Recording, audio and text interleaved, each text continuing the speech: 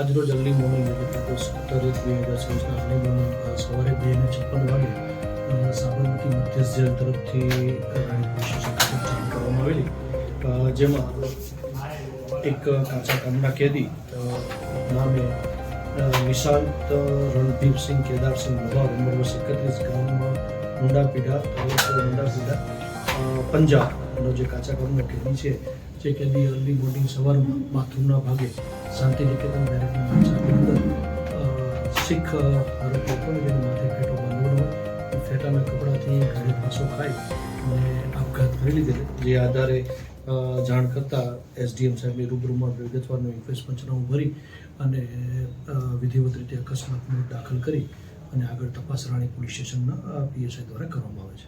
સાહેબ, કયા ગુનામાં જેલમાં હતો, કેટલા સમયથી હતો અને શું હકીકત સામે આવી અત્યારે? સદર આરોપી વિરમગામ પોલીસ સ્ટેશનની અંદર રેલવેની અંદરથી એક બેગ ચોરીના ગુનાની અંદર જેલમાં હતો, જે 8/1/2026 રોજ એટલે 6/1/2026 રોજ રેલવે પોલીસ દ્વારા મોડી સાંજે અટક કરવામાં છે. 8/1/2026 રોજ સાબરમતી સેન્ટ્રલ જેલ ખાતે તેનું એડમિશન થાય છે અને ગઈકાલે અર્લી મોર્નિંગ 2:56 વાગે પોતે પોતાના માથાના ભાગે બાંધવાના ફેટાથી હેંગિંગ કરી અને સુસાઇડ કરેલ છે અને જેનું પીએમ થઈ ગયા બાદ temporary cause of death hanging આવેલ છે. વધુ તપાસ રાણી પોલીસ દ્વારા ચાલુ છે. સાહેબ, કયા કયા મુદ્દાઓની એનામાં તપાસ કરવામાં આવશે? આ કેસ તપાસ 2-3 વસ્તુને એની સાથે બેરેકની અંદરના જે સીસીટીવી ફૂટેજ છે તેને ચેક કરવાની કામગીરી ચાલુ છે. બેરેકની અંદર આશરે લગભગ 50 જેવા કાચા કામના આરોપી અને પાકા કામના આરોપી છે, તેના પણ તબક્કાવાર સ્ટેટમેન્ટ લેવામાં આવશે. આરોપી જે તે વખતે મળી આવ્યો ત્યારે એને પોતાના હાથ બાંધેલા હતા અને પોતાના પગના ભાગે રૂમાલ બાંધેલો હોવાનું પ્રાઇમરી જણાઈ આવે છે. પ્રથમ દ્રષ્ટિએ જોતા પોતે સુસાઇડ કરવા માટે મન મક્કમ કરેલું હોય અને પોતાના હાથે રૂમાલ બાંધેલો હોય એવું પ્રાઇમરી દ્રષ્ટિએ જણાય છે, જેમાં એફએસએલ દ્વારા તેની તપાસણી થશે અને જે હાથના ભાગે ફૂલ ગાંઠ મળેલ છે એમાં પણ એના સલાઈવાના કોઈ નમૂના છે કે કેમ તેની સંપૂર્ણ તપાસ ચાલે છે. પ્રાઇમરી તપાસ દરમિયાન બેરેકની અંદર કોઈ ઇસ્યુ, ઝઘડા, તકરાર જેવું કોઈ જ હકીકત જણાઈ નથી આવી. મૃતકના શરીર ઉપરથી કોઈ પણ જાતના પ્રાઇમરી દેખીતા ઈજાના નિશાનો પણ એસડીએમ સાહેબ રૂબરૂ જે ઇન્ક્વેસ્ટ પંચનું ભરવામાં આવ્યો છે, વિડીયોગ્રાફી રૂબરૂ, એમાં પણ ક્યાંય જણાયેલ નથી. કેવા સર્કમસ્ટેન્સીસના કારણે આ વસ્તુ બનેલ છે તેની તપાસ હાથ ચાલુ છે. તેના પરિવારજનને આ બાબતે વિગતવારની જાણ કરવામાં આવે છે. સાહેબ, આનો એક જ ગુનો છે કે ભૂતકાળમાં આના કોઈ ગુનાઓ છે?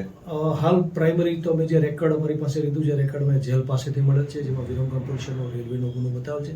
અન્ય કોઈ ગુના છે કે કેમ તે ડેટા ડિટેલ વાઇઝ ચેક કર્યા પછી જ ખ્યાલ આવશે, કારણ કે મૂળ વતન એનો પંજાબ છે. અન્ય કોઈ ગુના બીજા સ્ટેટમાં હશે તો સીઆઈડી ક્રાઇમ પાસેથી માહિતી માંગવામાં આવશે. સાહેબ, આ જે બેરેકમાં હતો એ બેરેકના કેદીઓએ જેલ વિભાગને જાણ કરીને આપણને જાણ થઈ? બેરેકના કેદીઓને રાતે પ્રાથમિક પૂછપરછ દરમિયાન એવું જણાવેલ છે કે શાંતિ નિકેતન બેરેકના અંદરના પાર્ટની અંદર એ સૂતો હતો. રાતે 1:30 વાગ્યાની આસપાસ બેરેકની બહાર લોબીનો પેસેજ છે, લોબીની પેસેજની અંદર પોતાનું બિસ્તર લઈને સૂવા માટે આવેલા. તે સમયે 1 કે 2 કેદીઓ એને જોયેલો. ત્યારબાદ બાથરૂમના ભાગે ગઈ અને નળ ચાલુ થતાં એનો અવાજ આવેલો એવું 1 કે 2 કેદીઓ કીધું.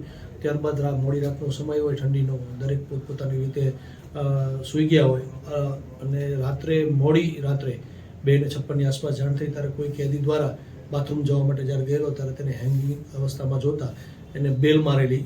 એક પદ્ધતિ હોય છે બેરેકની અંદર કે ડોરબેલ સિસ્ટમ હોય છે. ડોરબેલ મારતા ઝાપતાના જે કોઈ જમાદાર હતા એને તાત્કાલિક જઈ અને જોતા આ પ્રકારનો બનાવ મળેલ છે. જેલ દ્વારા તાત્કાલિક ડૉક્ટરને બોલાવી પ્રાઇમરી પ્રથમ દ્રષ્ટિએ ચેક કરતા આ ડૉક્ટર એને મૃત જાહેર કર્યો.